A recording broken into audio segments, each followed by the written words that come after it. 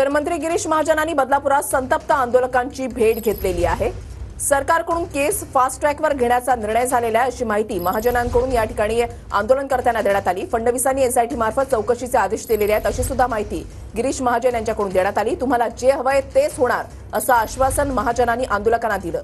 पोलिसांकडून गुन्हा नोंदवायला उशीर झाला, त्यांच्यावर सुद्धा कारवाई होणार आहे अशी माहिती मंत्री गिरीश महाजन यांच्याकडून बदलापूरमध्ये संतप्त आंदोलकांना देण्यात आली।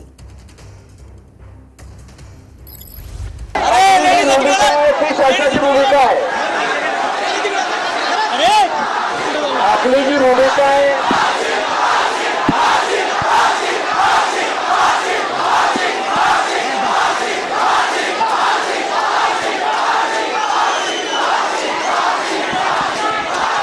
मला 5 मिनिट बोलू द्या। काय काय झालं, काय काय कारवाई केली मला सांगू द्या, नंतर आपण बोला ना।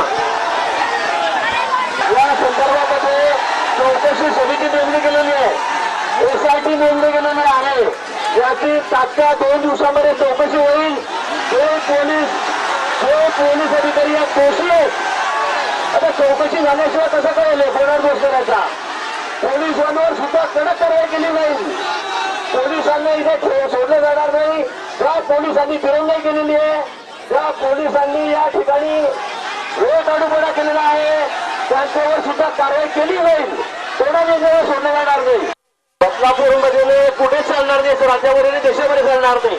त्याचं समर्थन कोणी करत नाही, पण काही लोक इतके विकृत असतात, इतके नालायक असतात की त्याला आता आपण काय करू शकतो, काही त्याला इलाज असतो, पण त्याला शिक्षा वाचण्याची होईल।